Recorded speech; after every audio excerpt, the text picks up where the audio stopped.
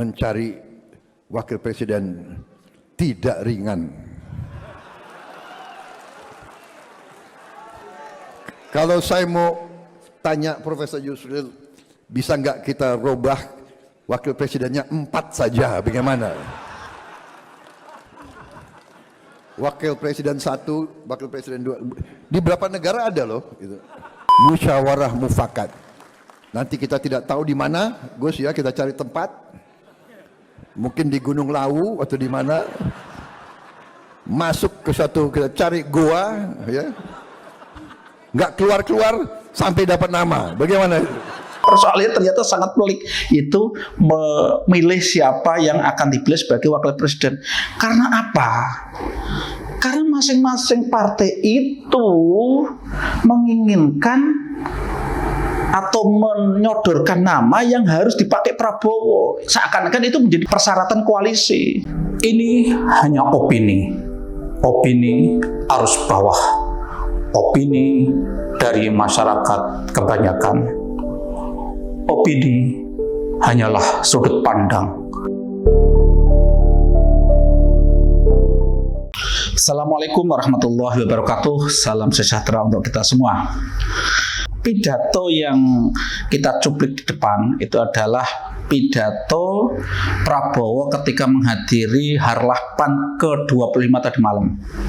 Dari pidato ini sangat tergambar betapa pusingnya, betapa buntunya pemikiran Prabowo menghadapi kelihatannya tuntutan-tuntutan dari partai yang saat ini berkoalisi dengan dirinya, yaitu PKB, PAN, dan Golkar. Sampai dia mengatakan ya, kalau perlu gimana kalau wakil presidennya 4. Ini kan bentuk kebuntuan betul, sampai dia muncul ide yang sangat tidak mungkin dilaksanakan ini. Sampai terus berikutnya kan sampai dia punya gagasan lagi. Ini gagasan yang menurut saya gagasan yang sudah otak ini sudah kelihatan kesulitan mencari jalan keluar. Sampai punya ide-ide yang aneh-aneh itu. Dia mengatakan akan ke gua bersama ketua-ketua partai koalisinya untuk bermusyawarah di dalam gua. Kalau belum sampai ketemu titik temu, belum ketemu siapa wakil yang akan dipakai, yang disepakati, tidak akan keluar dari gua.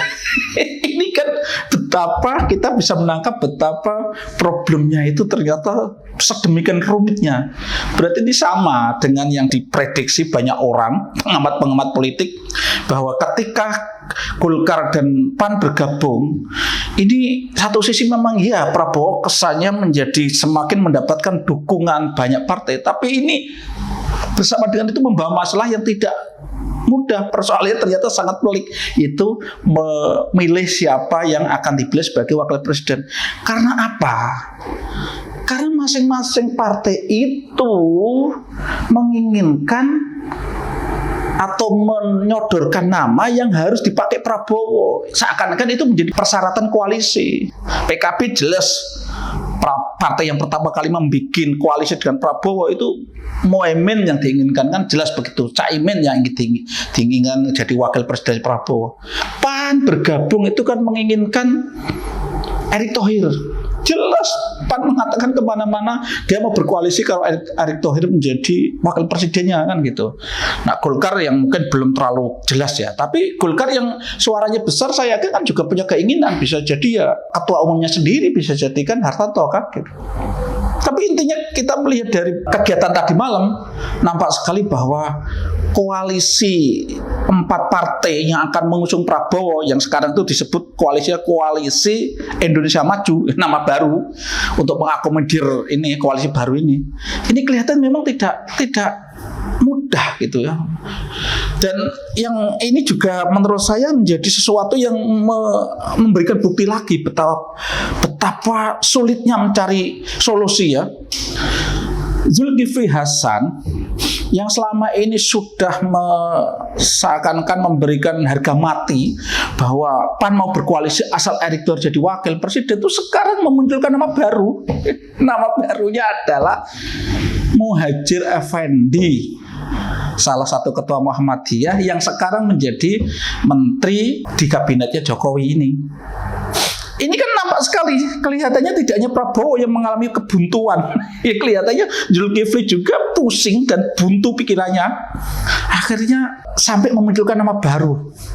Padahal saya yakin nama baru ini ya kalau kita melihat pernyataan Pak Muhadjir kelihatannya juga nggak kepikiran gitu loh. Jadi ini kan cari-cari nama gitu aja yang siapa tahu tuh bisa diterima semua pihak gitu kan. Padahal ini yang coba nanti jenengan kalau ingin tahu lebih detail ikuti ya, itu ada beberapa channel yang menayangkan tentang acara itu, sambutan-sambutan yang saya sebutkan tadi di acara PAN itu.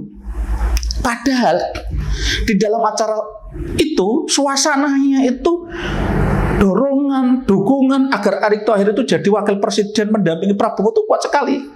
Itu ada di belakang beberapa orang tuh, di belakang tuh ada beberapa orang yang membuat ini ya, membawa kayak tulisan itu sebagian mengatakan PAN apa gitu. Salah satunya kan apa, mengatakan bahwa Erick Thohir harga mati cawapres. Ini kan nampak sekali bahwa suasananya itu mestinya suasana yang sangat mendukung agar Erick Thohir menjadi wakil presiden. Begitu juga ketika Prabowo sambutan, di awal sambutan itu kan menyebut nama-nama yang hadir, dan ketika Prabowo menyebut nama Erick Thohir, itu orang menyebut cawapres. Sampai Prabowo mengatakan cawapres nanti ya gitu kan. Ini suasana, ini kan suasana yang nampak bahwa suasananya itu mendukung Erick Thohir. Tapi lucu ketika Zulhas atau Zulkifli Hasan itu justru menyebutkan nama baru. Maka ini kan tidak lazim. Kalau sesuatu yang tidak lazim itu bisa kita maknai bahwa memang ada sesuatu yang tadi kebuntuan, kepanikan yang kayaknya nggak ada jalan keluar, akhirnya udahlah memunculkan nama baru. Tapi kalau kita melihat sambutannya Prabowo ya, ketika menyebut nama Erick Thohir ya, dia memuji Erick Thohir ketika memimpin PSSI, itu nampak sekali bahwa kelihatannya Prabowo itu sebenarnya tidak keberatan kelihatannya. Dia kelihatan cocok ketika Erick Thohir itu menjadi wakilnya. Tapi lagi-lagi karena masing-masing partai ini ingin yang jadi wakil presiden itu jagonya, maka Erick Thohir meskipun Prabowo cocok kelihatannya kayaknya nggak gampang, dan kelihatannya yang saat ini menjadi kendala utama kelihatannya Caimin kan gitu. Karena kan kalau kita lihat pertama bahwa koalisi Prabowo yang paling awal itu adalah Caimin. Ya PKB, padahal dulu awalnya itu kan dealnya bahwa Caimin lah jadi wakil, kan gitu pikirannya kan begitu. Terus kemudian ketika Prabowo sudah namanya semakin melambung dan akhirnya ditetapkan sebagai capres, akhirnya kan kemudian solusinya adalah bahwa cawapresnya itu adalah orang yang harus disepakati dan ditentukan oleh Muhaimin. Versi PKB, versi Muhaimin tentu kalimat ini bermaksud dia yang menentukan dirinya sendiri.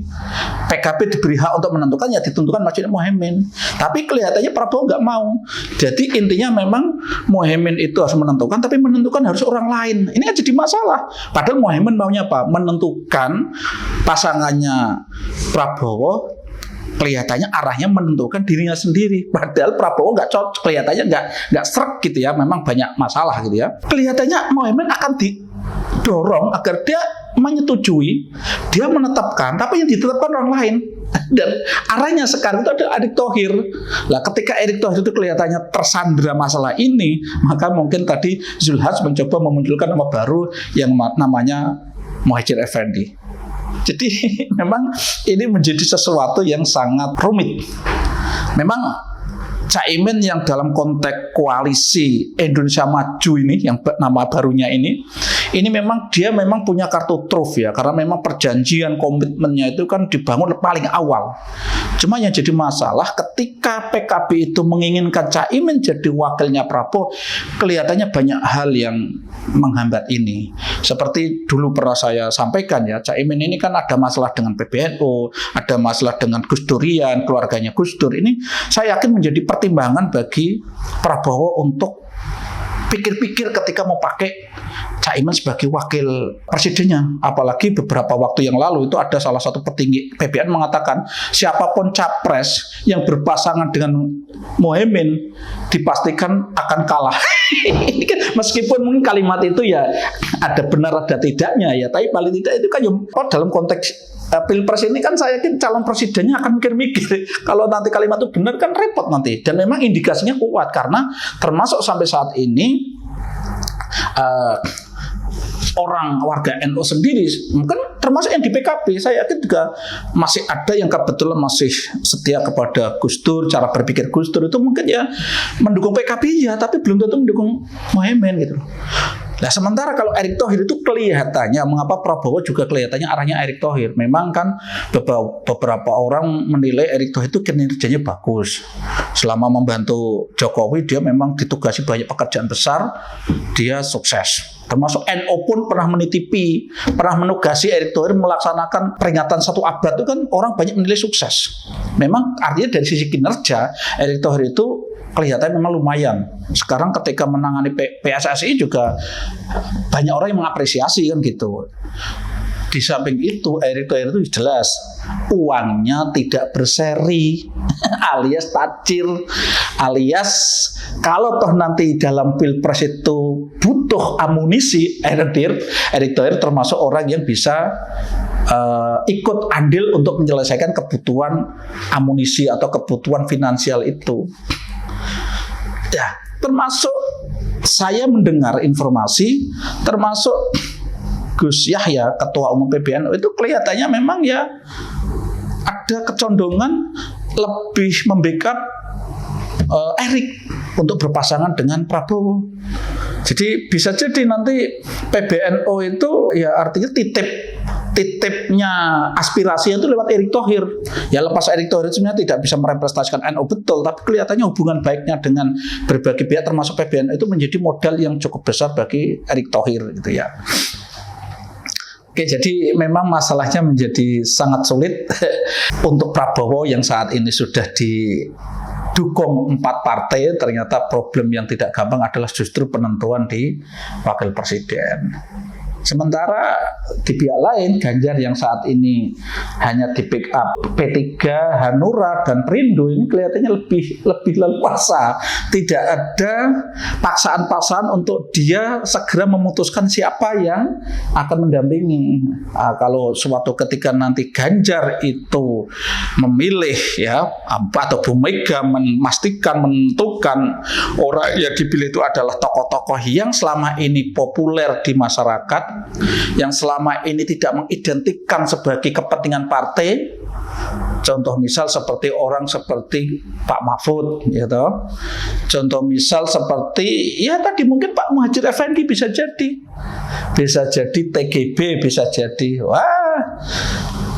ini bisa jadi peluang menangnya juga besar kan. Tapi artinya ternyata didukung banyak orang tuh justru banyak masalah. Sementara yang tidak didukung banyak partai ini kelihatannya ya lebih fleksibel, lebih enak nanti menentukan wakil. Dan saya juga berharap ini bagi PDIP, saya anggap ini PDIP harus cermat melihat ini dan ini harus dijadikan potensi yang bisa menjadi peluang untuk menang. Itu tadi, pilihlah calon yang tidak terlalu berafiliasi ke partai, yang tidak terlalu merepresentasikan kepentingan partai, tapi lebih ke sosok atau tokoh yang lebih merepresentasikan kepentingan rakyat. Oh ini. Jadi nanti kalau di sini ada koalisi Indonesia Maju, bisa saja di sini bikin koalisi rakyat maju atau pokoknya ini merepresentasikan bahwa itu adalah koalisi yang berjalan, bergerak, bersama rakyat dan memperjuangkan kepentingan rakyat. Kalau ini kan kesannya menjadi koalisi yang akan mengakomodir, yang akan memperjuangkan kepentingan elit partai. Nah sekarang tandingannya harus apa? Tandingannya ya harus koalisi yang bisa merepresentasikan kepentingan rakyat secara umum. Oke, menarik sekali. Jadi kita tunggu. Masih begitu berliku-likunya menuju Pilpres 2024. Padahal waktu terus mengejar, deadline juga semakin dekat. Tentu pada saat nanti partai-partai itu meskipun pahit, mesti mereka akan mengambil keputusan. Dan kita tunggu keputusan itu. Assalamualaikum warahmatullahi wabarakatuh.